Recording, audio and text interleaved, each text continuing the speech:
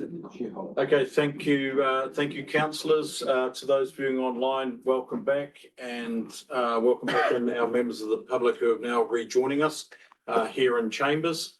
The result of some public excluded information has brought us to a resolution. That resolution, which is now as recommendation 4 on our order papers in front of us, is that the Assets and Infrastructure Committee recommend to Council that they do not approve payment of $12,000 to the contractor that submitted the claim.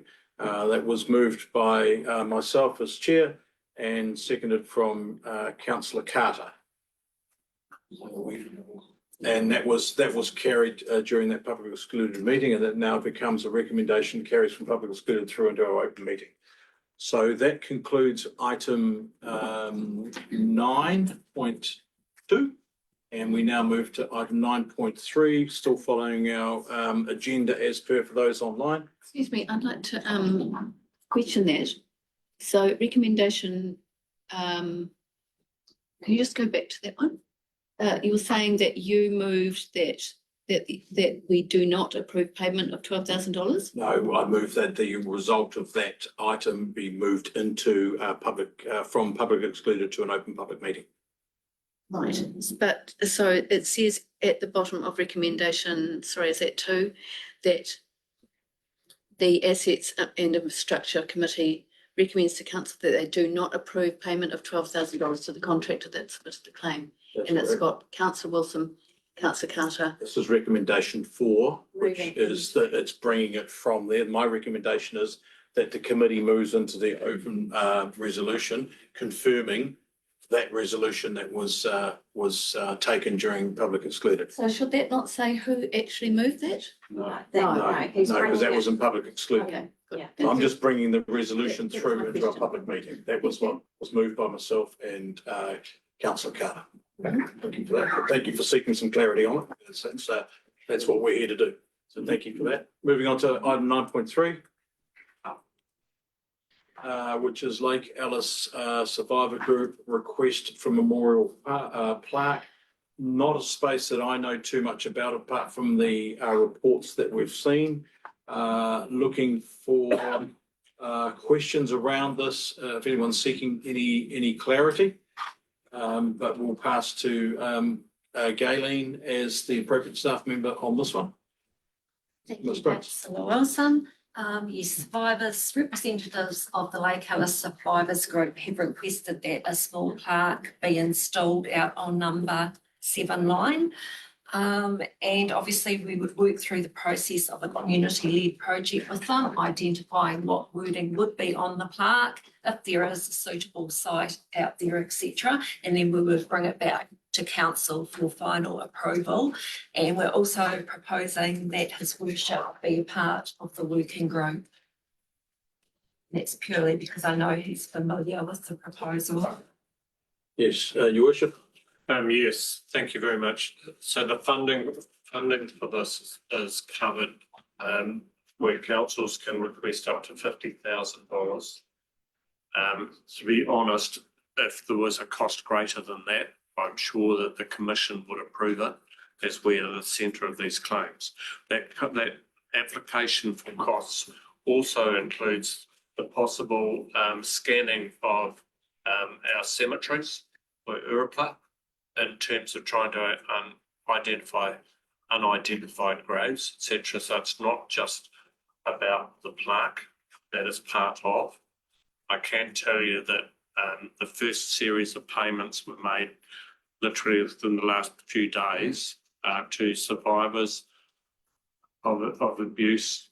In fact, it's more specific than that. It's survivors of torture. Over $150,000 each. I think from memory that about 10 of those have been paid out the last few days. We just need to work through this process. Any further comments on that before I move to the recommendations? Councillor Loudon. Just a question, landowners on 7 1, have they been sort of engaged with this process? I'm not aware of that. I'm not sure whether the representatives of the group have at this stage or not. Okay, just before we go around, I'll show of hands now coming up. I'll go to councillor Lambert. You had your hand up. Just very quickly, so they pretty much set like, if the site hasn't been chosen yet exactly, they can alter this if it's need I've be. got a suggested site, Yeah. but we haven't conferred with roading as yet. We're just getting. So, but we, initial- like the size of the plate and the concrete base could be manipulated. Okay, so still some ongoing work there. Councillor Sharlin? Yeah, just a similar type thing, number 7 line, it's only like a little back road, I just go down there to go to golf, but I just sort of maybe in a more appropriate place where people can see it. Recommendation here says that the His Worship Mayor will liaise with staff around doing that, so we'll take that on board as part of that liaison with the groups concerned. Councillor Duncan? A simple question, what is a saddle plate? It's a small headstone, almost like the cremation boom type, that type of thing. Yes. Thank you. Okay, so Your Worship, further comment on this item? There's been a series of meetings, a series of discussions over time around siting. And there was a lot of discussion around the water tower, and originally the survivors wanted the commission to buy the water tower. Council said that its preference was that would not become a memorial, and they couldn't agree on a price anyway. But that's the sort of preferred location that was mentioned. It's important to them that the site, wherever it is, has some sort of overview of the wider site. This is not on private land. This is effectively on road and reserve probably. And if scanning was done, it would be on our, probably principally on our cemetery at Mount View. Thank you for that. Those further updates. I'll move from the chair recommendation that the report be received. Seeking a seconder. Thank you, Councillor Vaughan. All those in favour? Aye. Against, that motion is carried. Just before I move the second recommendation, I'd just like to acknowledge the work that His Worship the Mayor has done in this space. It's been quite considerable over a long period of time that Mayor Andy has worked with survivor groups. He's also been involved in liaising with the government around what is a difficult matter. So I acknowledge the Worship Mayor in that. Thank you for your work in that space. I think it should be noted. So with that, I'd like to move the recommendation that His Worship the Mayor and staff liaise with the representatives of the Lake Alice Survivor Group to consider their request to erect a small memorial plaque on Road Reserve Bank, number 7 line, Martin, with the approval to be confirmed by council. Seeking a seconder for that. Thank you, Councillor Lambert. Looking to move. All those in favour? Against? That motion is carried. Thank you. Through, Mr. Chair, so the inquiry into the abuse under care of Lake Alice has concluded. The information is available. I do have in my office the findings. It is a document about the AFIC. I would say that it is incredibly sobering reading. If somebody wishes to borrow it from me, I'm halfway through reading it at the moment, but it is not in the document. Thank you. A sad part in our history. Anyway, moving on to item number 10, reports for information. I think that directly relates to the item that we've just had. So I'll move from the chair that that report for Commission Inquiry Survivors Report and recommend fund be received. Seeking a seconder. Thank you, Council Dalgety. Matters to speak to regarding that? No. Seeking to move.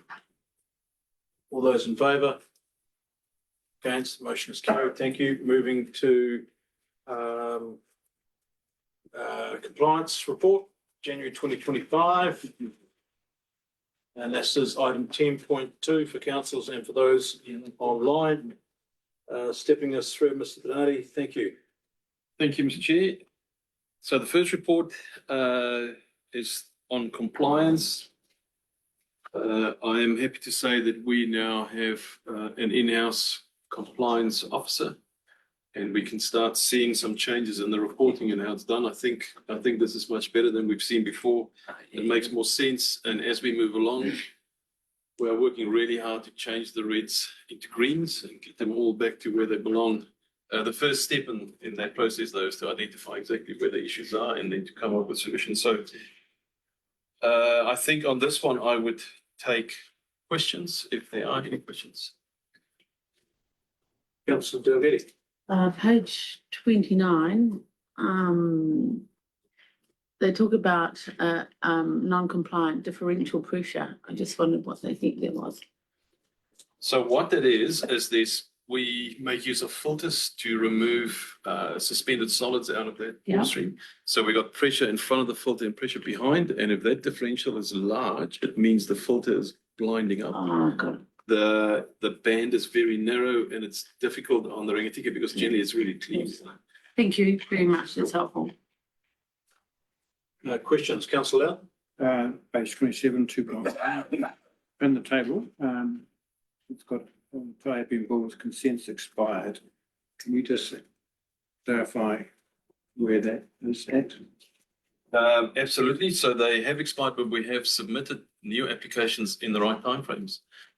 We're in that process of where the regional council comes back with more information. We then provide that, creates more questions. So we're in the back and forth. Because we submitted them in the right timeframes, we are under existing use rights. So there's no legal challenge for us. Thank you. Good question.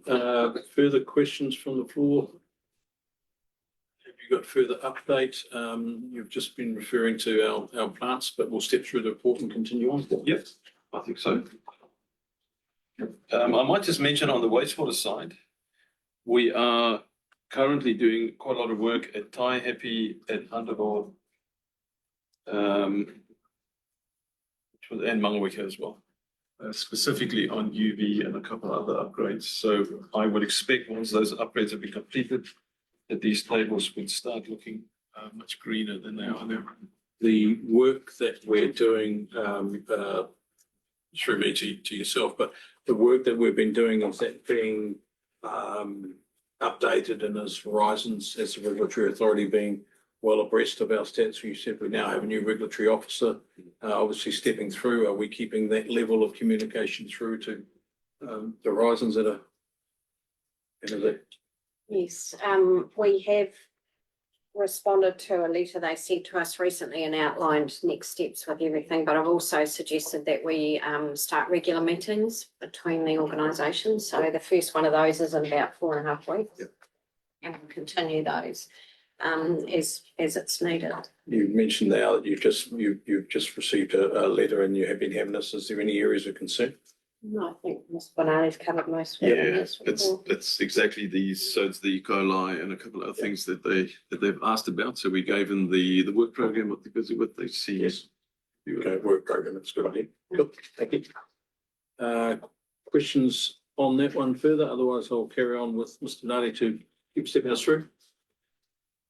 So thank you. And then the last one is we have attached the results of the PFAS testing for your information. In Bulls. I don't know if there's any questions on that. Yeah. What's the regular on that one? Is that a yearly test that's done, or? Yeah, it is now. It is yearly now. Previously it wasn't, but under the new drinking water rules, It's it's an annual. it's a yearly test. And just further before I go to Councillor Dalgety, are the samples all taken in the same place, or what is it? No, so if you look at the results, you'll see there's 6 different sample spots. Yearly, they're taken from the same, so they're still checking it at the same spot on a Yeah. yearly basis. Yeah, that's right. And the idea is we check the bores, we check the process, and we check the network. Okay, good. Thank you, Councillor Dalgety. I was reading that paper. I wasn't sure what's an ideal reading. So under the new rules, they have a minimum level. And we are, at the moment, we are still way below the minimum level that's proposed in those standards. Thank you. Again, good question. Worship? Not a question, but just to reply to the question around minimum levels, the arguments have been in the past is the standard that applies in New Zealand is vastly different to a standard that has been quoted to be the standard in America. And the difference is very, very significant. And a previous councillor on this council brought it to the attention and questioned the New Zealand standards. But the standards for New Zealand are the standards. That's the end of story. Yeah, thank you for that little bit of clarity around that one, Your Worship.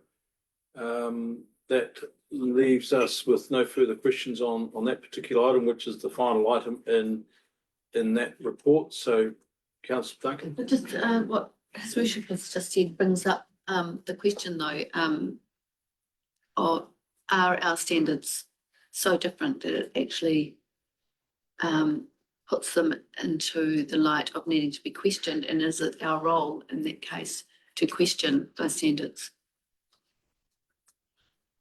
Yeah, it's a big question. Yeah.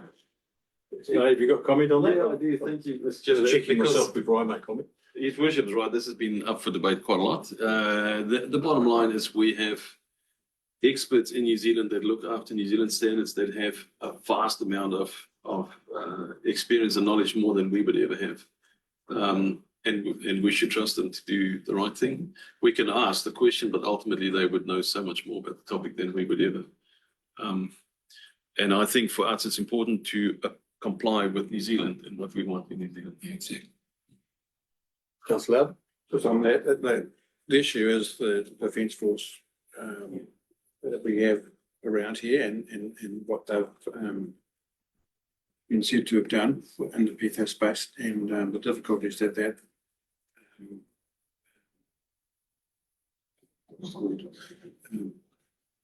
the Bulls residents face because of that. And it'd be nice to acknowledge their concerns. Yeah, we are a different case to somewhere else. It's the fact that the testing is done, is our first point. And it may be, without me understanding the complexities of what is a complex thing, is whether or not the testing needs to be done more regularly than that, I don't know. But I guess the fact that it's tested to a certain standard, there has to be a benchmark, and we test it once a year at this point in time. So perhaps we can just ensure that the results as they are, which we've seen in are difficult to read without the background understanding, can be shared wider. This is a public document. That would be the only thing that might help with your comment, Councillor Bowden. Your Worship. Yeah, I think it's important for councillors to understand this, because you will be asked, especially as it's come up as an agenda item. So PFAS were a group of chemicals that were used extensively at Ohakea, and they form a plume, and that plume moves through the water and moves out towards the coast. I asked for some testing to be done on our water supply and various sites on our side of the Awa of the river. And the initial reaction was, why do that? Because you're not going to find it there. This plume moves south. However, we have found it. But you've got to bear in mind that these groups of chemicals are going to be present in every rubbish dump in New Zealand. It is not just used for firefighting at Ohakea.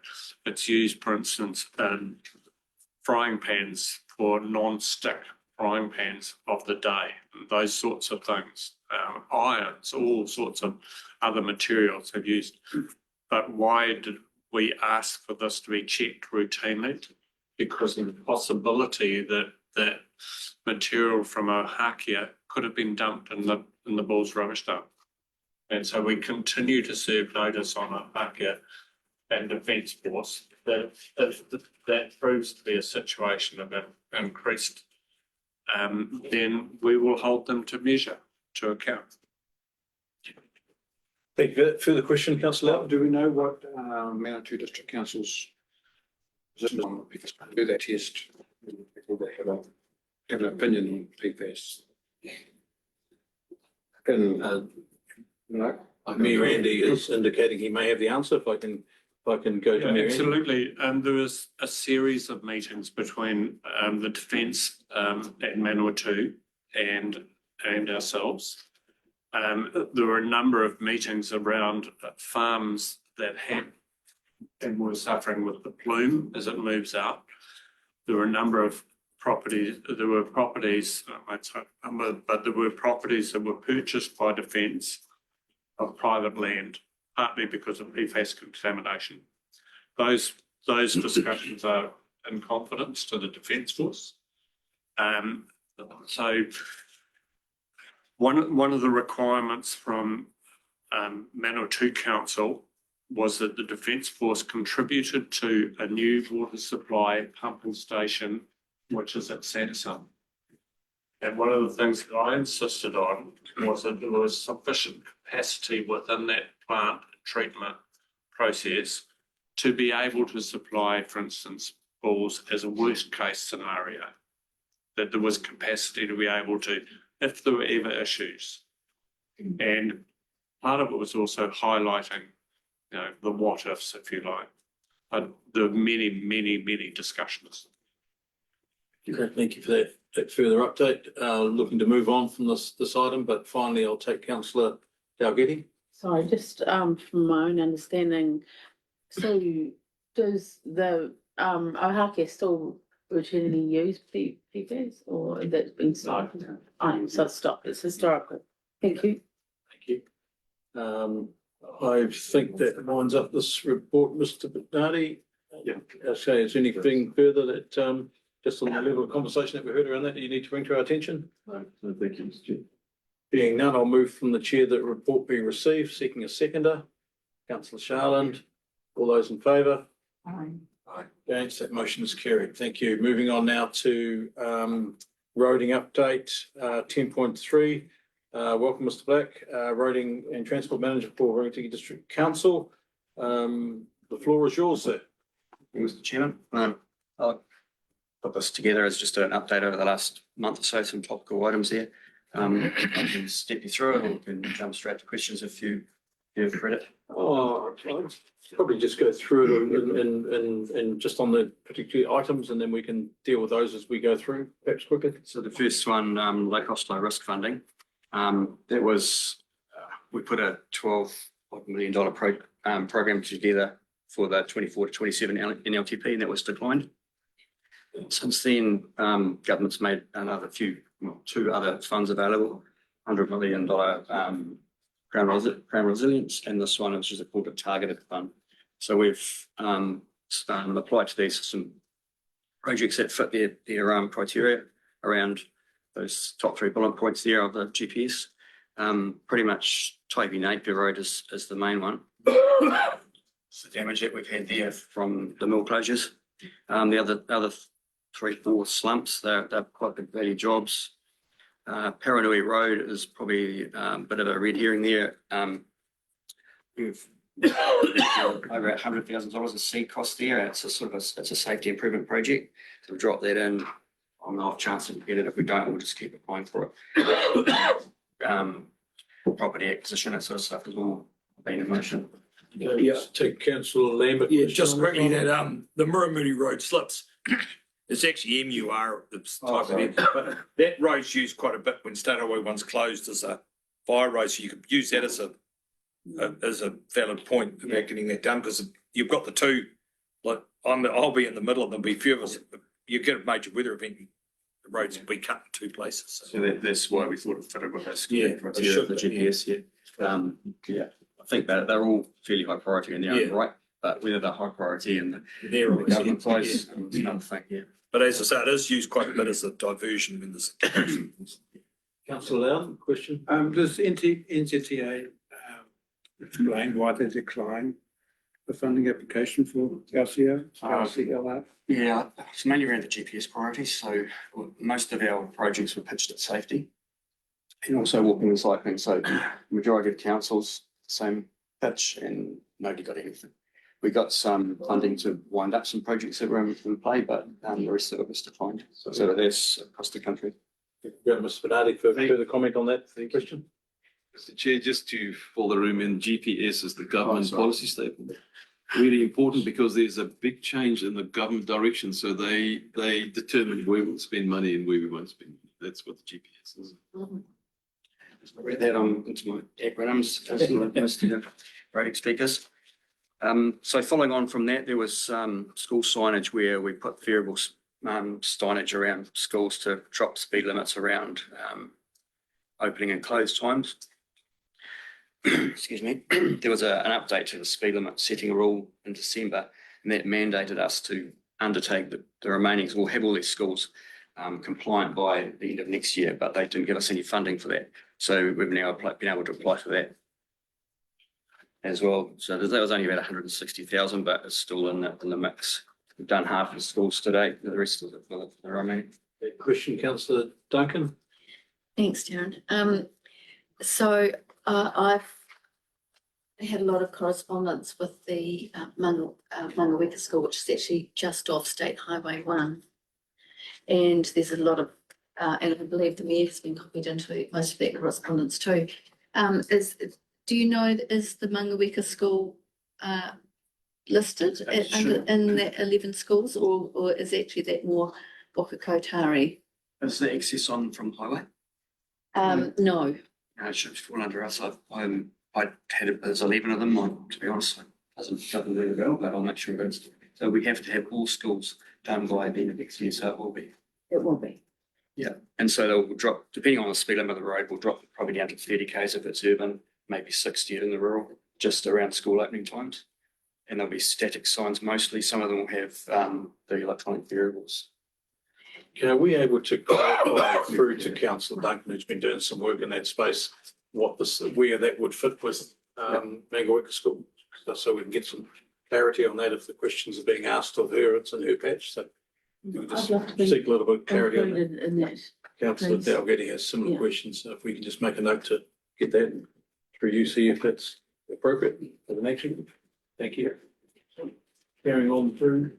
The next item is the Higgins report, which dropped in unedited, just the update for the last month.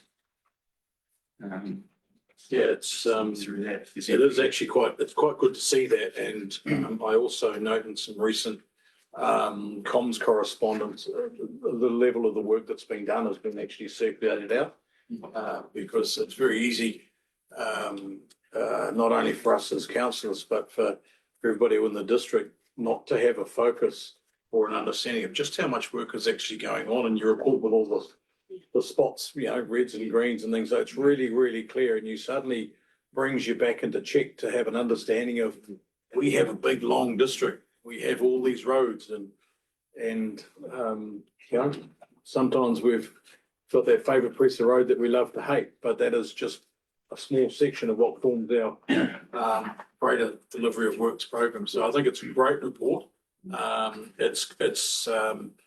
It's quite clear, and it actually just highlights the stuff that we do have to deal with, and council staff and our roading team have to deal with. So I think it's very good.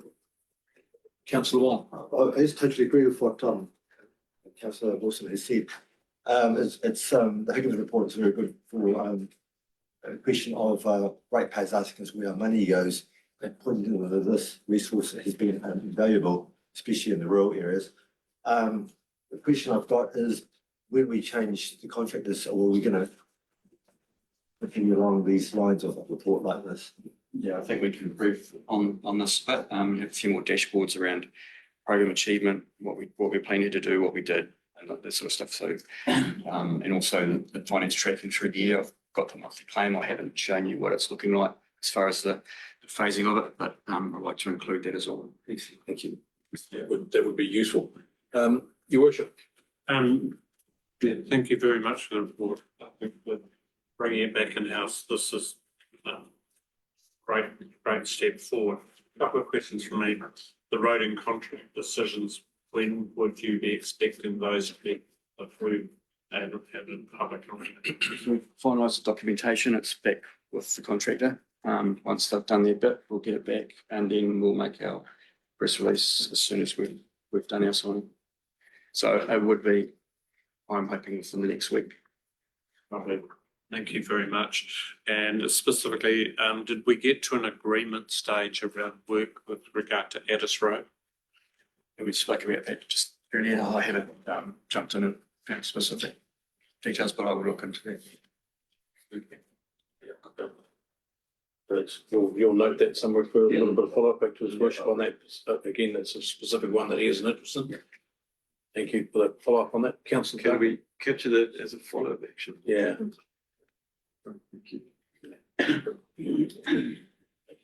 Councillor Doug? Just in 1.3, the 3 sites that have been deferred to next year, could I have information? Where will I find that information of what those 3 sites are, just so I can? Yeah, I can tell you, there's Hautapi Street, there's 2 recent sites on there, Thank you. and one on Kiwi Road. And Kiwi Road. Thank you. With our new procurement, which we're just finalising now, and I think councillors, we're going to be in a position with Mr. Black, Darren onboarding with us, and we're seeing a change in the amount of reporting that or the style of reporting that we're getting through, and we're getting a greater understanding of some of the issues and things that are faced, but we've also got the ability to be a little bit more nimble in how we move and operate so that we can put what are sadly dwindling resources into our roading network as efficiently as we can. So whilst we're shifting through, I would expect that Darren's workload to be quite busy as we negotiate some of these bits and pieces going forward. So I think we're in a good space to be able to understand our network better. And I think what's important for us as councillors is to understand the issues better so that we can speak to our people more directly, particularly those out in the rural part of the country where the roading network is so critical. So I think we'll get that information coming through. So thank you for your work in that space, Darren. Appreciate that. And Mr. Bedadi as well. Thank you. Okay, so that is the roading update report received. You're going through on that further? Yep. No, appreciate it. Oh, sorry, Councillor Shalom. I guess from my health and safety background, I noticed that their health and safety report is, they've had one near miss in 7 months. They've had no lost time injuries. Interesting, but For years, that's been like that. yeah.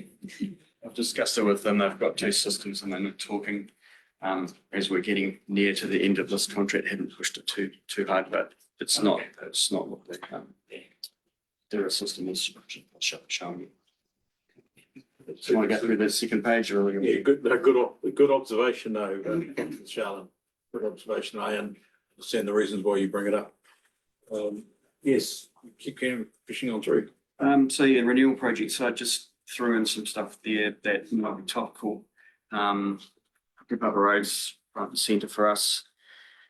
We had an overspend there from some issues around the pavement depth when we come up the hill past the piggery there. We wanted to take the brow of the hill off to give us a better sight line down from the intersection. We got down to where we wanted to be and it was topsoil, so we think that hill had been put on there at some point. So we had to go down quite a lot deeper, then put some geogrid in there.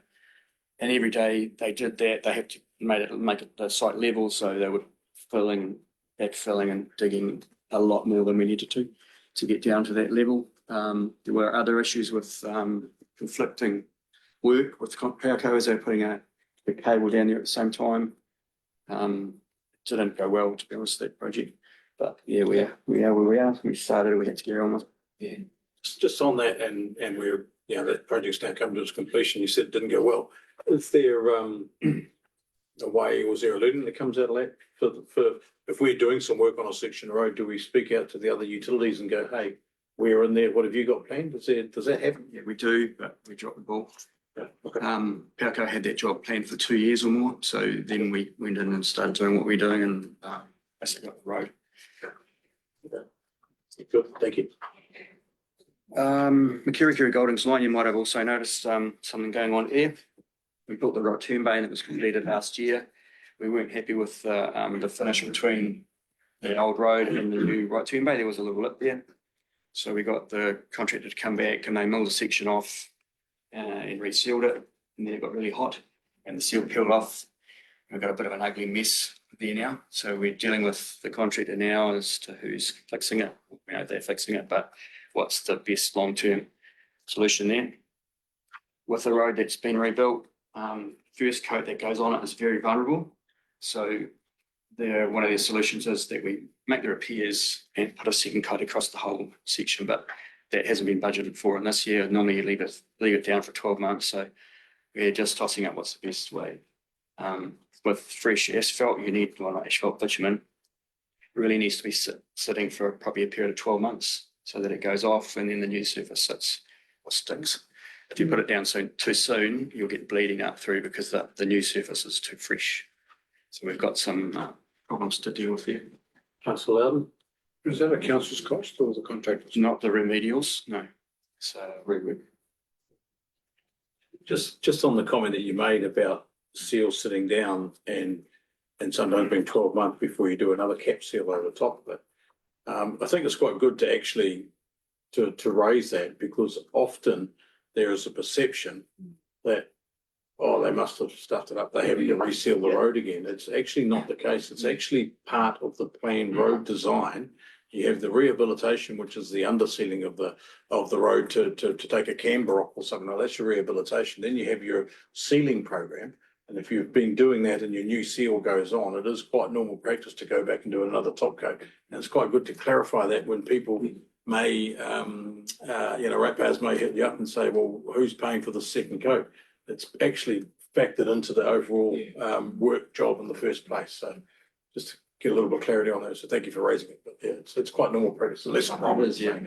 So we had an issue on one of our reseal sites actually where they'd done a patch and it had a fresh seal on it. So even with patches, you should leave them for 12 months. Resealed it and up it came. So that happens. Yeah. Reseal program is nearly complete apart from the 3 sites we're pulling out. There's some developments there, but which we'll get to next month, I think. Haven't got all the information on that. Brandon Hall Road Bridge, there's quite a large project there to protect the abutments. Started this week. Should be finished within 3 weeks, I think, 3, 4. And there was a little job, or looked like a little job on the Calico line where an army vehicle, I think he fell asleep and woke up in a hurry and then put his foot down and went straight into the barrier. Didn't look like much from the road, but it was pretty significant. So that's been completed. Okay, question, Councillor Loudon, I think, yes. I'll just go back to that reseal issue where a process didn't work. Do you say to the contractor, do this work and let them go and do it? Or do you have communication with them about how that process is going to work? It just seems like the contractor did what they thought they would do without some oversight from council and your knowledge how it should be done. To be honest, they know more than me. So we got our faith in them that they have a defect period on all the work they do. So reseals that fail like that, go back to them to fix it. So that patch would be part of a pre-reseal program of work. They'd be running behind to get that done. Decided to make the call, didn't work. So, but to be honest, when you look at it, it's not a big area. It's something that needs to be fixed. Going on to our duct problem on Calico line with the street lights, it's nearing completion. We've got some parts on order. The lights should be back on the end of this month. Yeah, just a question on that. You can go, well, how can a duct take out so many streetlights? But hey, it happens, and it has happened. But with contractors in that space, supply of parts. Yeah. Have we got old stock, or why do we not have parts available on a regular basis or a quicker basis than this? Because we've had to go and I see we've also installed some temporary street lights. Well, at whose cost has that been at? So getting back to the first bit around supply of parts, when the LEDs were all installed, maybe less than 5 or 10 years ago, they all went in. So the suppliers are supplying all these contractors with parts. they don't hold enough in stock now because there's no work. They're all done. We didn't want to replace the lights. I wanted to replace components because the light costs about maybe $800 or $900 when we can get the parts for probably less than 300. So those lights are only 12 months old. So I didn't want to go putting in new units up there. And so those parts had to come from overseas on just for video lights. It does seem a bit unbelievable, but it's the situation that yes, suppliers they just don't hold the stock. We know what the level of cost it is. I haven't costed that. But yes, although we're going into any sort of insurance conversations, I would suggest it's probably just it happens. Would that be right?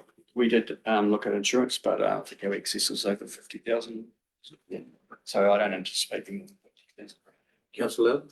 I just, back that Killico line, park there attracts ducks and, there may be likely incident again. Will you be suggesting that they hold two parts available, to avoid the timing issues? I think in my other course of action we talk about power. So yeah, we've got a vulnerable line there because I agree a duck shouldn't take down a 11,000 volt. Nice coming up. So we could hold parts ourselves, but Probably got marginal there, councillor. So the good thing is we've got some temporary street lights out there, so it's relieved the concerns of residents living in that area. We've got a plan and we're working through it. Is that the takeout? Thank you. And the last one there was Calco Line. We've just about finalised that. Philip was out there last night talking to some property owners. He's thinking we'll be starting construction within 3 to 4 weeks. I see the pegs in there. Okay, so there's been a good level of engagement and communication with property owners as to what the plan is and how it's going to work. Good, that's important. Thank you for that. Any further questions on this item? Anything further to Darren? Councillor Dalgety? Is it going to be comms around this Killico line? I mean, you know, for those driving past, we saw the markings in the paddock. Now we see them where they are now. You know, people will be wondering what's going on, I guess. Could talk to the comms team and get something up. But if we have the first conversation with the residents, but yeah, we can see that would, once the work starts, it's a follow-on conversation to be had and get some content. So again, if that could be noted somewhere along the line, again, this is what we were saying earlier about workshops things. Can we just pick up these things as some sort of an action to get followed up? Got that covered, Katrina? Thank you. Moving on from that the report be received. Councillor Mover, Councillor Dalgety moving, Councillor Duncan seconding. All those in favour? Aye, against? Being done, that motion is carried. Thank you, Darren. Thank you. We okay, where are we at now? Page 60. What was it, sorry? 60. Can't find one here.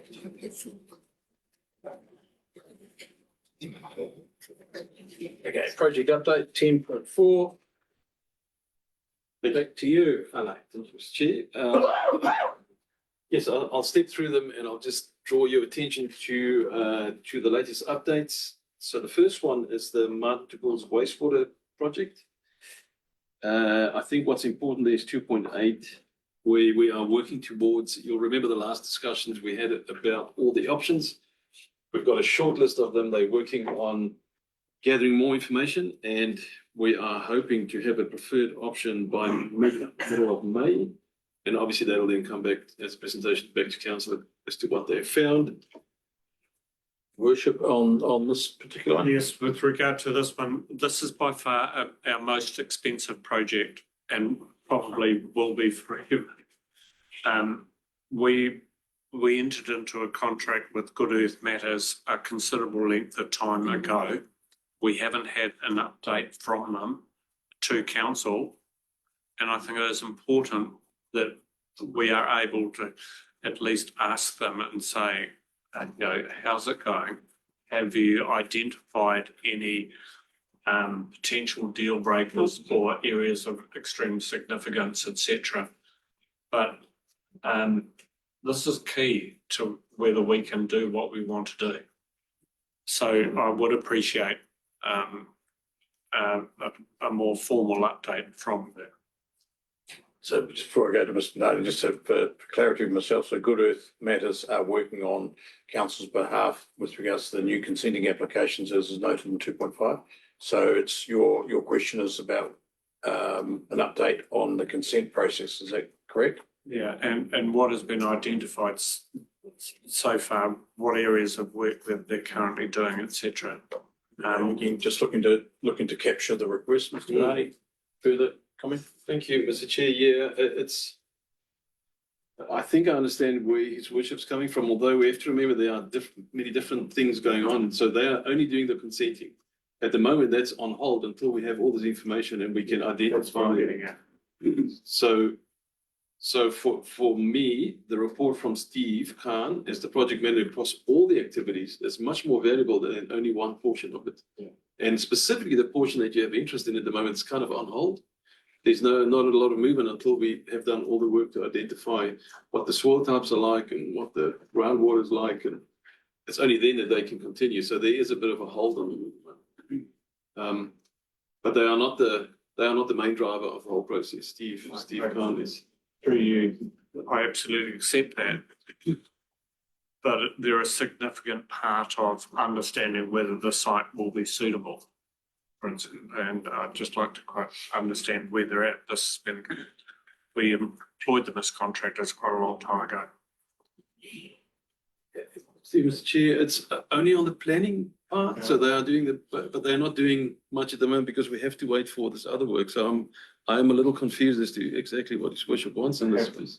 Perhaps I could have a discussion. Yeah, it's appropriate just to get that clear for staff, and if there's something relevant that needs to come back through to committee, or the next time we're having a workshop, we might be able to delve into a bit deeper. We can seek a little bit of clarity around that, if that's perfect. If it's a little bit ambiguous as to what. Yeah, happy to take that conversation offline. Cool. Councillor Duncan, did you have a question? Several. No. Are you fine? Okay. Moving on. Yes, Chief. I actually thought His Worship would bring something else up that's of relevance in this space at the moment, and that's the change in the national standards for wastewater, or treated wastewater discharge. So us as a project team, we are extremely aware of that, and we're keeping a close eye on where that's heading. Government are aiming at having something formal in place by July. I think that's maybe a bit optimistic, but it is moving fairly fast, and it will, or it could potentially have one impact on this project. A negative or positive, a risk impact? Yeah. Your Worship, further comment to that? Yeah, the fact that you've raised this, we should explain a little bit. So for instance, in terms of consenting under Labor, the direction is really that you should not be discharging to water, for example. And that you should be looking at land-based solutions to wastewater programs. This is only part of it, but it indicates where the thinking is. Under National, the coalition is specifically with ACT, is they're wanting to relax that sort of regime. So conceivably, you could get a discharge consent more easily to water. And if you look at, for instance, where we are with Ratana or Bulls Martin, that's where the very big costs lie. And sure that these may or may not transition to local water done well. But then there's also the risk that you're going to have another change of government, for instance, the following year. And the old standards get put back in place. It is a very, very challenging political environment that the country's operating in at the moment. But conceivably, it's good news that we could get consents more easily, and that there could be standardised consents across the country. So would remove a whole lot of consenting costs as well, so it's not just where we discharge to. Yeah, I sort of thank you for raising it, but it's a minefield. minefield. Yeah, but I think you've actually raised a broader issue of the difficulties that councils have to deal with a very moving beast. So that's a bigger conversation to be had, but thank you for clarifying. Councillor Duncan. So it's just for my clarity, so 2.3 basically says that we're waiting for these new industry quality standards. And that's where his worship's saying that there could be a relaxation of the just to land. But it's fair to say that our iwi is still advocating through track and individually for no discharge to water. However, the investigations are still going ahead in 2.2, and that we'll get the standards will come out this month, and our investigation should be finished next month. And at that point, putting those together, we can go forward with our plans. Is that what we're looking at? And it's also gaining an understanding of what those standards actually mean for us, which is the key. So Arno's been involved in some initial discussions, but until you see it in writing, it's very difficult to know exactly what it's coming out. Worship comment? Yeah, but the government is going down the track of standardised conditions of consent. Quite literally, so if you build a wastewater plant, here are the consent conditions you must comply to, rather than a whole long elongated RMA process. So you're absolutely correct. Our iwi would say one thing, but whether you actually have to consult with them is up for discussion in terms of standardised consents, because those standardised consents could conceivably be just become the law. Here's the wastewater consent, here's what you have to do, here's the reporting, etc., etc. Very tricky space. It's another one. Okay, moving on through the report. Thank you. Just the last point, 210 is one I want to bring to your attention. We want to finish that pipeline, want to put bridges in. We're just waiting to finalise the consenting process. So we are very close to the end of that. And hopefully soon we can, well, depends on the weather, but start with construction and finish that off. We'll move on to the next one, which is the Ratana wastewater discharge to land.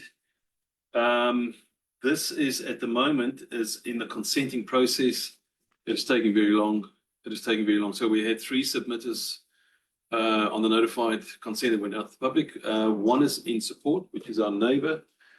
The other 2 are in opposition.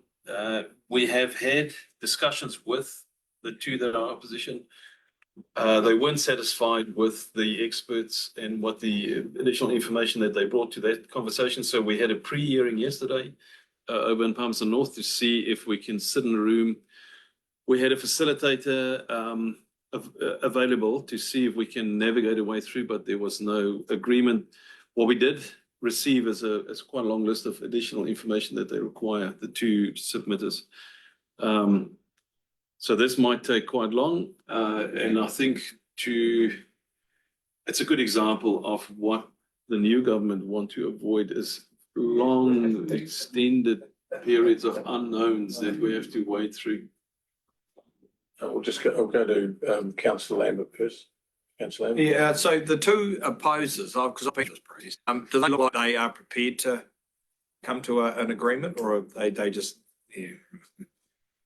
Through Mr. Chair, I can't, from my opinion and the discussion we had yesterday, they were very set in their views. Your worship. A question before a statement. The question is, are both the negative submitters closely affected landowners? They're out of the district, Your Worship. So the reason I asked that question is because I knew that under the reform of the RMA processes, that sort of that sort of consenting process has been signalled by the government that it should not be considered. So, we had an issue in one of our wastewater plants where somebody from Palmerston North decided that it would be far easier to take on a council like us. Had no real interest in making a political point, a consenting point. And so the government direction is that that shouldn't be allowed. But it's costing us a lot of money. It's a matter that I don't think we should be giving too much discussion on. It's been brought to our attention that there was a delay. The only question before I go to you, Councillor Loudon, is that the delays in construction mean a price increase. Is this the delay that's being referred to? Yes. This is a direct delay that's been referred to, which is possibly putting the project behind, and as we may need to consider cost increases. Is that correct? Okay, thank you. Councillor Loudon? Could this have been a project that was put into a fast track sort of process with central government? Yeah, that it's could have, yes. And that have been Hang on, possibly Clarify started. that with Regional. Katrina. What was the, So through you, Chair, the criteria around fast track was regionally and nationally significant. So Through you, Chair, the right in the community, are they nationally significant? The faith is, whether the community itself might be, that would be an interesting one to take. When you look at the number of effectively houses that you're referring to out there, it's quite minimal. So, yeah, good question we haven't had an opportunity to test it now at this stage. We're that far through the program, which when I read this report, it was somewhat disappointing for being on council as long as I have. Certainly as worship the bear as to how long this project has just gone on and on for. It's disappointing to see that these delays continue and they cost council more and more money, and ultimately that affects ratepayers more and more, and our costs keep going up. And the cost of the delivery of it, inflation, which in real terms is significantly more than somebody might be reported as inflation, is frustrating at best at our end and at this level, but incredibly frustrating for our staff, I should imagine. So I'm looking to you, Mr. Nardi, with a wry smile on your face, but yeah, it must be incredibly frustrating to have this sort of project, which on paper is probably fairly straightforward, take as long as it does to actually come through to fruition. So, sorry, I'm getting way off topic on that one, so I'll park any further comment on that. Thank Water you. Projects. Yes, water projects, the Mitre Water Strategy, I think the thing to pay attention to is 4.5. We are beginning to pay more attention to the excess water part of the plant. So what's left over after the process, what do we do with that? Can we add that into the process to save money? So we are kind of shifting to look at the waste side at the back end of the process. All the rest continues as per normal. Initial testing through to the board direct with the nanofiltration, has that taken place, or is it taking place? Initial testing of the smaller plant, has it been located through to test the bore water yet? It's either being moved right now or it has been moved, but it is imminent. I'm not sure. So nothing to report on the results from that testing at the bore head as such? No. Okay. And it will be in that new shed, and there will be a little container next to it. Yeah, so that's ongoing for that. Okay. Your worship. a minor one, but under 4.5 that I wouldn't normally worry about typos at all, but it may put an R into stream, so people don't think that it is steam. Yeah. Thank you. Yeah, it's also good to understand it, and I do acknowledge the fact that and we did have members of the public at our last workshop here as well, trying to understand the complexities around this, and the manager of this project, Steve Kahn, went through quite in some detail how we can potentially actually say was use that waste stream. Mm. So there's some ongoing conversations to be had. And as far as you're aware, indications for that the process would take us through to a blending process of the waters as we come through from one source to another, which I can fully understand is the appropriate action to take. Indications were that process would be starting from that workshop, process would be starting in the winter months as a cooler months to get a greater control of that process as we switch through. Is your indication still what that is on track? That's correct. And the significance of the winter months is the consumption is low. Yeah. So it's a good time to start the bleeding. Okay. So for as far as that side of things, and that's been a signaled timeframe. Yeah. We are, as I said, getting it close to the pointy end of completion, but there is no risks that you've been associated with the information you've received lately. So how are we going with that? Not since our previous discussion, no. Okay. Thank you. Thank you for clarity on that. Thank you. So we continue on.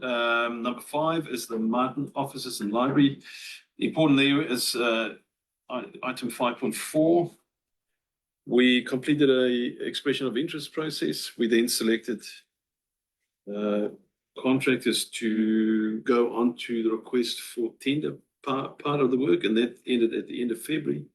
That's been submitted. We will evaluate those and hopefully bring back something in March. Yes, so I can give an update on that. I'm part of this evaluation panel, so we've all committed to undertaking our evaluations by tomorrow. And then we're meeting as a panel on Monday. Meeting request just came through to go through the evaluation, which just looks at the proposal, and then the cost envelope is opened on top of that. So we will have something to you in March as a recommended tender process. Okay, so with that evaluation panel, do you have external experience, or have we employed somebody else to come through and do that? So we have 2 external Yes, we have. experts in that field. We have Mox who are doing the tender process for us, myself, Ishwa, and a person from Maltese. Okay, good, thank you.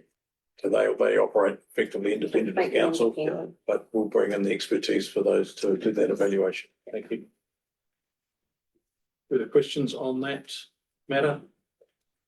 None, back to you.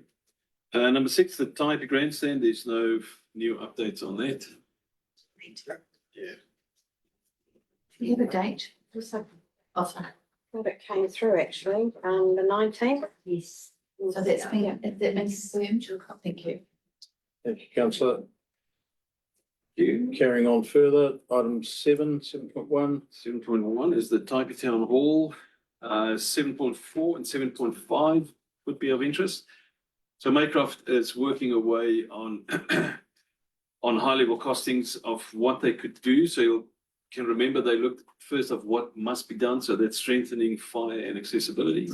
And then whatever was left over in the budget to see what we can do as far as changes are concerned.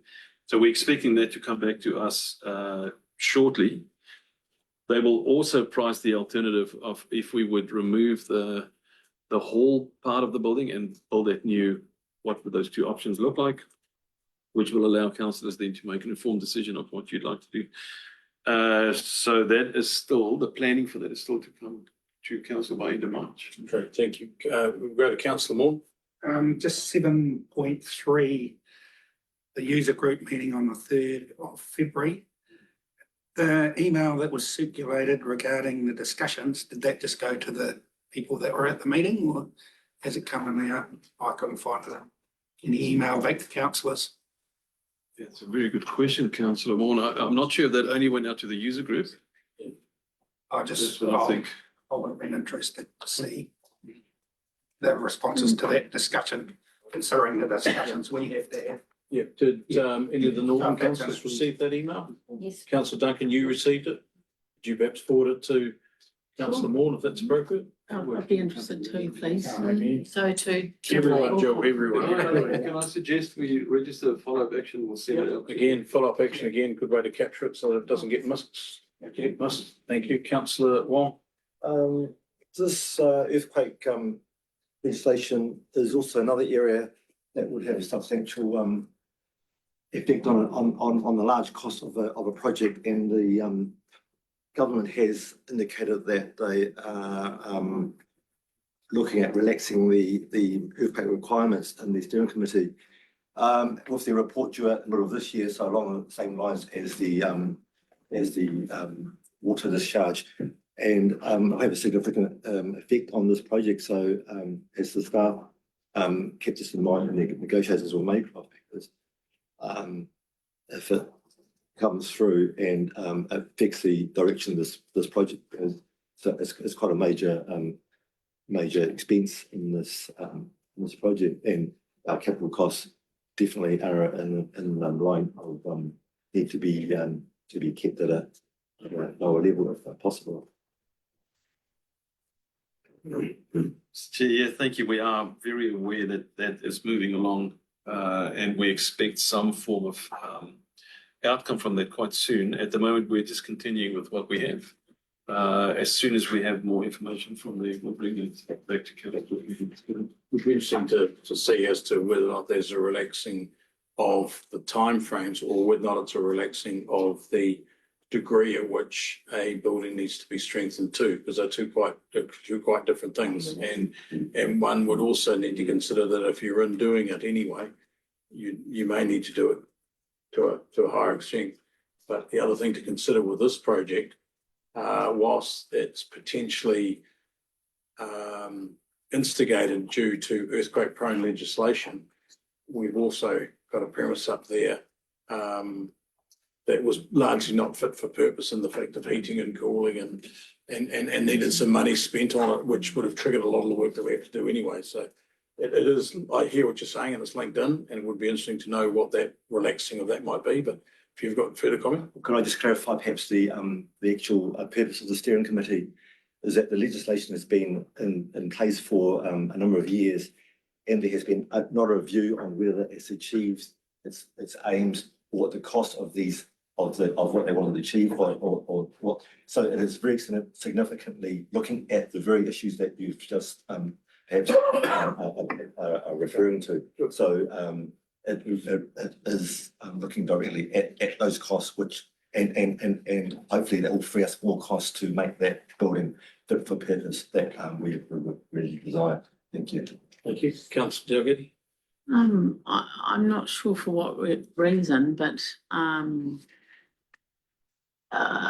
it could even be over a year ago, some of the councillors were able to have a look through that building. I would appreciate that ability again, if that's at all possible. Don't know if that would be something in through you that would have to go via you, Chair, or Miss Prince in the office up there. I don't know what you can put around that one. Yes, that's. Can you leave it with us? And Yeah, we'll have a chat? thank you very much. Steve? I don't know if anyone. Is it just me? Then don't worry. But I've certainly been to the premises before, so I don't need to see it again. Your Worship. Yeah, we did have a look through the building in recent times. And when was it? It was, Can't remember, but it was in the last 6 it months. was fairly recently, but Yeah. absolutely, I hope that if you want to, this is a big deal. If you want to have a look through it, you should be able to, that should be arranged. Okay, we can leave that.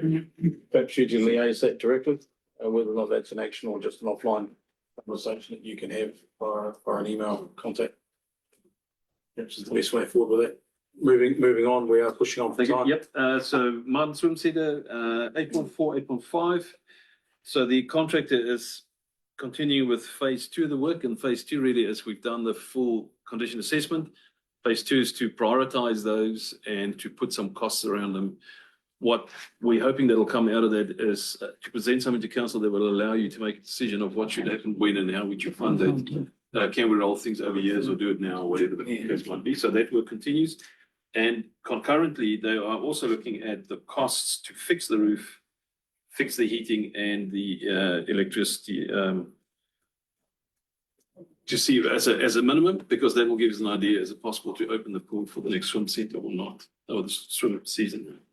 Okay, so we have received some information with regard to this item, and I think for many of you, and myself included, it is probably just indicated that the issues with the pool and our decision to take a more holistic view of the complex itself to make it fit for purpose going further are quite big and are going to require some careful consideration by councillors and staff, and conversations are going to have to be had as to ultimately what we can and cannot do and how can we afford it. So we're not hiding away from the issue, but every time you open another door, there's another matter that says, well, if we do this, this equals this. So do just keep in mind and abreast of that. Thank you for that update. Under miscellaneous items, the first one is Scott's Ferry. We acknowledge that communication with the group down there was not up to standard, and we will improve on that. What we've done in the meantime to move things along faster is we've involved Kevin Ross to have a look at the MOU and the legalities to speed things up. He can help us in that space. As soon as that's tied off, we can look at a purchase contract and all the rest. Item 10, I would suggest through you, Mr. Chair, that we could remove item 10. I would support that, but I would like to refer to Councillor Duncan and Councillor Wong on that item on our standard projects report. Well, council has no responsibility in this going forward. I think the consents are all in place. We are not committing any funds to this. It's really up to the group to do the fundraising from here on. Happy to have that item removed. Yeah, I think that's fair enough. Councillor Wong, in support. Thank you. If you can take that as an action to remove that item from the project report. And then the last item 11 is the Boards Bus Lane that was discussed in more detail earlier today. So I think that was covered. I would have thought that was covered. No further discussion on that. Thank you. So that items, those items, anything further? Nothing further. Councillor Wong. The question arose before about the cost of the unit, and I see it's actually printed here by in the earlier discussion asking about costs. So Yes. there's just a ballpark figure, but that I think answers that. So if you were looking at following up that. Thank you for highlighting that.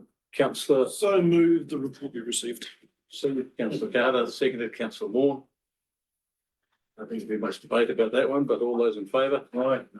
Aye, against, that motion is carried. That brings us to the conclusion of today's meeting. I would just like to check, is there anything of significance important from any members that you would like? Not seeing any hands go up. Thank you for that opportunity. I would like to now move the meeting to close. Thank you for those viewing online. Just Worship late. It's not a late item. It's just information for councillors. Yes.